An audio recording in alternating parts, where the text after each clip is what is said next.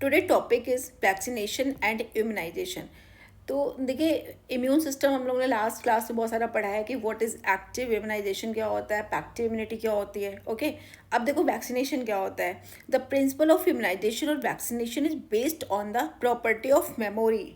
किस पे होता है? Property of memory. इसमें होता क्या है कि कोई भी पैथोजन इंट्रोड्यूस कराया जाता है किसी बॉडी में, तो वहाँ पे क्या होता है, ये प्राइमरी रिस्पॉन्स होता है। इस कंडीशन में प्लाज्मा सेल्स प्रोड्यूस होती हैं और मेमोरी सेल्स प्रोड्यूस होती हैं। जब सेकेंड टाइम पे कराते हैं ना, तो उस टाइम पे बहुत ज़्यादा क्वांटिटी में आईजीजी एंटीबॉडी प्रोड्यूस होती है, और ये किस बेस्ड पे होती है? मेमोरी बेस्ड पे। ओके, इन वैक्सीनेशन में क्या होता है? Preparation of antigenic proteins of pathogen और इनएक्टिवेटेड वीकेंड पैथोजन यूज़ करते हैं बॉडी के लिए।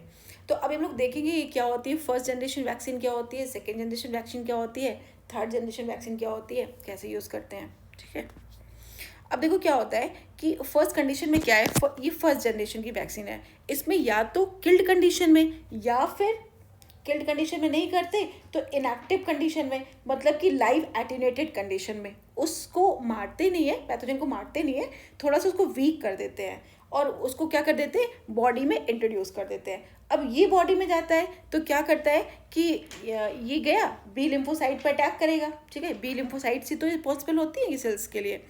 अब बी लिम्फोसाइट्स क्या प्रोड्यूस कर देती हैं? B memory cells and plasma cells. Okay, और इसमें क्या होता है कि फर्स्ट टाइम पे आईजीएम ज़्यादा क्वांटिटी में बनता है कंपैरिजन टू आईजीजी। और जब अब एक टाइम पे क्या हो गया, आपकी मेमोरी सेल्स बन गई आपकी बॉडी में, उसके बाद सेकेंड टाइम पे यही वाला पैथोजन जब दोबारा अटैक करेगा तो ये मेमोरी सेल्स को याद आ जाएगा और ये हाई क्वांटिटी में ये प्रोड्यूस होने लगते हैं। और सेकेंड पैथोजन के टाइम पे आईजीजी बहुत ज़्यादा क्वांटिटी में प्रोड्यूस होता है कंपैरिजन टू आईजीएम। ओके, यहाँ पे क्या होता है कि तो इस तरह से डॉक्टर देख के बता देते हैं कि ये आपको फर्स्ट अटैक है या सेकेंड टाइम पे आप पे अटैक हुआ है। एक सेकेंड टाइप की होती है जिसको सब यूनिट बोलते हैं, इसको क्या बोलते हैं कि रिकॉम्बिनेंट वैक्सीन बोलते हैं। ठीक है, सब यूनिट वैक्सीन होती है, that is called recombinant vaccine, that is called inactive toxins means toxoids. तो इसमें क्या होता है कि इसमें देखा गया कि पूरा कंप्लीट ऑर्गेनिज्म का नीड नहीं है। इसमें से क्या है कि जो प्रोड्यूस कर रहा है, जो पर्टिकुलर प्रोटीन या एंटीजन यूज़ कर रहा है, बस हमने उसमें से क्या किया, इसकी सरफेस पे ये आपका पैथोजन है, इसकी सरफेस पे जो एंटीजन लगे हुए थे, ये जो एंटीजन लगे हुए थे या फिर जो प्रोटीन लगे हुए थे, इसको हमने आइसोलेट किया और ये इसको क्या कर दिया, इंट्रोड्यूस कर दिया बॉडी में। अब ये बी लिम्फोसाइट्स के साथ अटैच हुआ और इसने क्या प्रोड्यूस किया, memory cells, and second one is plasma cells. तो अब ये सब यूनिट के अगेंस्ट मेमोरी सेल्स भी प्रोड्यूस हो गया, प्लाज्मा सेल्स भी प्रोड्यूस हो गया। बाकी फंक्शन वैसे ही होगा कि फर्स्ट टाइम अटैक होगा तो B lymphocyte produced memory cells and plasma cells, and in this condition IgM is produced more than in comparison to IgG. And in the second condition जब यही पैथोजन अटैक करेगा तो memory cells activate हो जाएंगी और इस this condition IgG बहुत ज़्यादा क्वांटिटी में प्रोड्यूस्ड होगा आईजीएम को। ओके, एंड थर्ड कंडीशन जो होती है, जो कि अभी सिर्फ प्रिपेयर हो रही है, अभी यूज़ नहीं होती है, कि ये थर्ड जनरेशन वैक्सीन में क्या होता है कि डीएनए, जो सरफेस एंटीजन का डीएनए लेते हैं और बॉडी में डाल देते हैं, तो वो खुद ही प्रोड्यूस कर देता है सरफेस एंटीजन को इन होस्ट बॉडी में, जिस बॉडी में करना होता है डायरेक्ट कर देता है। ये अभी यूज़ नहीं करते। मोस्टली हम लोग कौन सी यूज़ करते हैं, रिकॉम्बिनेंट वैक्सीन या फिर लाइव एटीन्यूएटेड। अब वैक्सीन में देखिए क्या है, first generation, second generation and third generation. First generation में देखिए हम लोग पहले देख चुके हैं क्या करते हैं, वोल ऑर्गेनिज्म में क्या है, killed organism and live attenuated और इनएक्टिव होता है। किल्ड ऑर्गेनिज्म का मतलब क्या है कि कोई भी पैथोजन है उसको मार दिया हमने। अब देखिए, किल्ड ऑर्गेनिज्म को जो बॉडी में डालेंगे ना, तो ऑब्वियस सी बात है उस लेवल की मेमोरी नहीं इस्टेब्लिश हो पाएगी, बिकॉज क्योंकि किल्ड ऑर्गेनिज्म है, उसको जो हमारी बॉडी में ऑलरेडी इम्यूनिटी प्रेजेंट है उसको मार देगी। और लेकिन इस टाइप इसका एग्जाम्पल क्या है, typhoid, cholera, IPv, rabies, etc. And live attenuated का मतलब क्या होता है कि ये मरा हुआ नहीं है, ये पैथोजन जिंदा है, तो इनएक्टिव फेज में है। और जब ये बॉडी के अंदर डाला जाएगा ना, तो ऑब्वियस सी बात है कि इम्यूनिटी जब इस पर अटैक करेगी तो ये भी सामने से फाइट करेगा और दोनों की खूब अच्छे से फाइट होगी। और इस फाइट में क्या होगा, इस फाइट में ऑब्वियस सी बात है ना, देखो एक आपकी थोड़ी सी किसी से बहस हुई है तो आप भूल जाओगे, आगे चले जाओगे। अच्छी खासी किसी से बहस हो जाए, खूब फाइट हो जाए दोनों से, तो ये मेमोरी लास्ट हम लोग की लॉन्ग लास्टिंग हो जाती है ना, बहुत टाइम तक हमको याद होती है। तो यही चीज़ बॉडी में भी होता है कि आप सेकेंड टाइम जो मतलब कि लाइव एटीन्यूएटेड जो होता है इनएक्टिव फॉर्म में डालते हैं, तो ये अंदर इम्यूनिटी के अगेंस्ट फाइट करता है और अच्छी खासी फाइट होती है, जिसकी वजह से जो मेमोरी स्टेब्लिश होती है वो थोड़ी स्ट्रांग हो जाती है। The example of the inactive weak organism और live attenuated is OPV, oral polio virus, BCG, influenza, small pox. Okay, next one is second generation, that is called sub unit vaccine. ये two types की होती हैं, recombinant vaccine and टॉक्साइड्स। ठीक है, अब देखो recombinant vaccine का मतलब क्या है कि इसमें वही चीज़ जो अभी हमने डिस्कस की, पूरा ऑर्गेनिज्म एंटीबॉडी बनाने के लिए रिस्पॉन्सिबल नहीं है, उसकी सरफेस पे जो प्रोटीन होते हैं, जो एंटीजन होते हैं, वो रिस्पॉन्सिबल होते हैं एंटीबॉडी बनाने के लिए, आइडेंटिफाई कर लिया गया। इसलिए पूरे ऑर्गेनिज्म को इंट्रोड्यूस कराने की नीड ही नहीं है, ओनली दैट पर्टिकुलर प्रोटीन और एंटीजन को इंट्रोड्यूस करा दिया जाए। तो रिकॉम्बिनेंट का एग्जाम्पल क्या है, हेपेटाइटिस बी की सरफेस पे एग्जाम्पल क्या है रिकॉम्बिनेंट वैक्सीन का, हेपेटाइटिस बी। और हेपेटाइटिस बी की सरफेस पे क्या होते हैं, एचएसवी एंटीजन होते हैं। इसको बनाने के लिए कोई ना कोई जीन रिस्पॉन्सिबल होगा, हमने उस जीन को क्या किया, आइडेंटिफाई कर लिया, उस जीन को वेक्टर से जोड़ दिया। तब तक रिकॉम्बिनेंट टेक्नोलॉजी आ चुकी थी, तो हमने क्या किया, उस जीन को आइडेंटिफाई किया, उस जीन को वेक्टर से जोड़ा, और तब उसको क्या किया कि रिकॉम्बिनेंट टेक्नोलॉजी मीन्स रिकॉम्बिनेंट को किसी होस्ट में डाल दिया गया। लाइक हेपेटाइटिस बी के केस में हमने ईस्ट यूज़ किया था। अभी बायोटेक्नोलॉजी चैप्टर में मैं आपको अच्छे से बताऊंगी कि क्या होती है रिकॉम्बिनेंट टेक्नोलॉजी, ये कैसे यूज़ करते हैं। ठीक है, अब वो एंटीजन बनेगा जो हेपेटाइटिस बी की सरफेस पे था, उस एंटीजन को वहाँ से आइसोलेट किया गया, बायस के रूप में कन्वर्ट किया गया और बॉडी में इंट्रोड्यूस कर दिया गया। अब इस तरह पूरे पार्ट को इंड्यूस करने की जरूरत नहीं पड़ी, उस पार्ट को इंड्यूस करेंगे जो एक्चुअल में मेमोरी सेल बनाने के लिए रिस्पॉन्सिबल है। So it is called recombinant vaccine और sub unit vaccine. Okay, but some pathogen और बैक्टीरिया खुद कुछ नहीं कर रहे होते हैं। अब टॉक्साइड, ये तो आपकी हो गई रिकॉम्बिनेंट वैक्सीन। अब हम बात करते हैं टॉक्साइड्स की। टॉक्साइड्स क्या होता है, इनएक्टिव टॉक्सिन्स को टॉक्साइड्स कहते हैं। कुछ पैथोजेंस होते हैं और बैक्टीरिया होते हैं, वो खुद कुछ नहीं करते हैं, बट अपने अंदर से टॉक्सिन रिलीज कर रहे होते हैं, जैसे डिप्थीरिया, पर्ट्यूसिस, टिटनेस। डिप्थीरिया तो अब टॉपिक आपने मतलब सिलेबस में आ गया नेट के, तो वो पढ़ना भी है। लाइक डिप्थीरिया, पर्ट्यूसिस, टिटनेस, ये टॉक्सिन रिलीज करते थे, और टॉक्सिन से क्या होता है, पैथोजेनिसिटी होती थी। प्रॉब्लम तो टॉक्सिन से आ रही है, तो हमने क्या किया कि इसके टॉक्सिन को निकाला और उनको इनएक्टिव कर दिया। इनएक्टिव टॉक्सिन को टॉक्साइड कहते हैं। ठीक है, अब हम इन टॉक्साइड को बॉडी में इंड्यूस करते हैं, और टॉक्साइड के अगेंस्ट, अब मेमोरी सेल जो है वो किसके अगेंस्ट बनेंगे, टॉक्साइड्स के। तो टॉक्साइड्स के अगेंस्ट मेमोरी सेल्स बन जाती हैं। फ्यूचर में ये बैक्टीरिया अटैक करेंगे और टॉक्सिन रिलीज करेंगे। यही तो ये करते हैं कि बैक्टीरिया तो खुद कुछ कर नहीं रहे हैं, ये कर क्या रहे हैं, टॉक्सिन रिलीज कर रहे हैं। तो next time mean second time bacteria attack करेंगे तो टॉक्सिन रिलीज करेंगे, तो हम टॉक्सिन के अगेंस्ट टॉक्साइड इंड्यूस कर चुके हैं, यानी उस टॉक्सिन के अगेंस्ट मेमोरी सेल बन चुकी है, तो बस अटैक कर देगा। तो ये तरीका इसका होता है।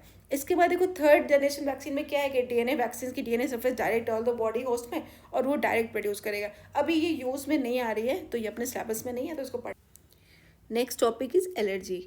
एलर्जीज क्या होती हैं कि एलर्जी कैसे होती है, जैसे हम लोग बोलते हैं ना कि यार उसकी एलर्जी हो गई, लाइक डस्ट की हो गई, पॉलेंस की हो गई। जो बच्चे हाइजीन कंडीशन में होते हैं, ऑलवेज हाइजीन कंडीशन में, उनको बिल्कुल मिट्टी नहीं लगना है, वो बिल्कुल धूल मिट्टी में नहीं खेलते हैं, हमेशा कोई भी आउटडोर गेम नहीं खेल रहे हैं, कभी पॉलेंस के कांटेक्ट में नहीं आ रहे हैं, कभी किसी डस्ट के कांटेक्ट में नहीं आ रहे हैं, तो उनमें क्या होता है, they all are very sensitive. अब जैसे नॉर्मल ह्यूमन है, ये है नॉर्मल ह्यूमन। नॉर्मल ह्यूमन में क्या है, ये जो मास्ट सेल्स होती हैं वो नॉन सेंसिटाइज्ड होती हैं, क्योंकि ये इसमें कोई एलर्जी नहीं हुई है। एलर्जी का मतलब क्या है कि जैसे ये कोई ह्यूमन है, ठीक है, अब इसको एलर्जी हो गई। एलर्जी का मतलब क्या है, पहले तो ये मास्ट सेल्स वैसी रही होगी, ये मास्ट सेल्स भी कैसी रही होगी, नॉन सेंसिटाइज। लेकिन जब एलर्जी आई तो इसका क्या होगा, कोई जीन होगा, जीन से क्या होगा, प्रोटीन प्रोड्यूस होगा, तो ये प्रोटीन लग गया, एंटीबॉडी बाइंडिंग प्रोटीन लग गया। अब एंटीबाइंडिंग प्रोटीन हो गया तो इसके साथ आईजीई एंटीबॉडी बाइंड हो गया। ये हम लोग पहले भी पढ़ चुके हैं। अभी जब नेक्स्ट लास्ट प्रीवियस वीडियो में हम लोग ने पढ़ा था कि एलर्जी के लिए रिस्पॉन्सिबल कौन होता है, आईजीई एंटीबॉडी, और आईजीई एंटीबॉडी इसके साथ अटैच्ड हो गया, तो कोई भी डस्ट पार्टिकल या ये कोई भी पॉलेंस एंटर किया और इसके किसके साथ बाइंड हो गया, आईजी एंटीबॉडी के साथ। आईजी एंटीबॉडी के साथ बाइंड किया तो ये मास्ट सेल्स जो कि पहले की नॉन सेंसिटाइज थी, अब क्या हो गई, ये mast cells convert into sensitize cells. अब ये सेंसिटाइज मास्ट सेल्स क्या सिक्रेट करने लगती है, हिस्टामिन, कभी सेरोटोनिन, हिस्टामिन, ये सब क्या होते हैं, वैसोडायलेटर होते हैं, वैसोकॉन्स्ट्रक्टर होते हैं। तो इसकी वजह से क्या हो जाता है कि स्वेलिंग्स आने लगती है, रेडनेस होने लगता है, ठीक है। तो दीज आर कॉल्ड एलर्जीज।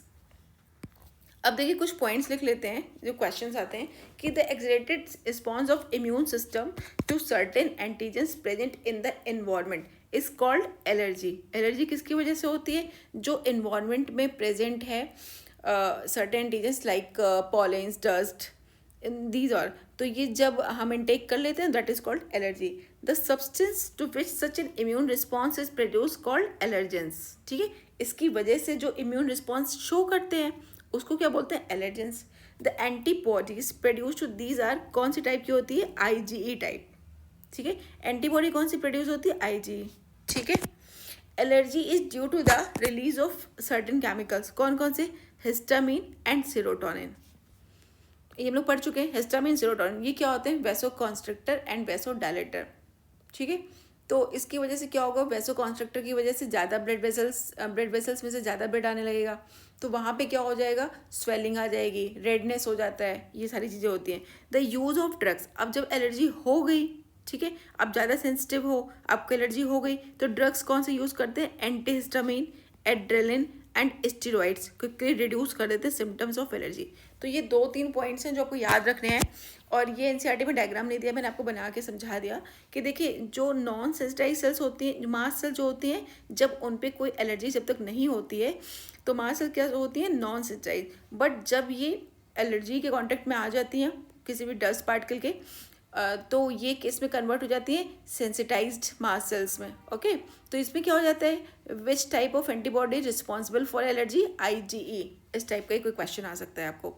और इसके बाद ये सेंसिटाइज्ड हो गई तो these mast cells are release histamine, serotonin, यही सब क्वेश्चन आ सकते हैं। कोई भी आपका मीन्स मेन तो देखो यही आता है कि आईजी टाइप की एंटीबॉडी होती है, और केमिकल्स कौन से रिलीज होते हैं, histamine, serotonin, and the use of drugs कौन से यूज किए जाते हैं, antihistamine, adrenaline and steroids, quickly reduce the symptoms of allergy, okay.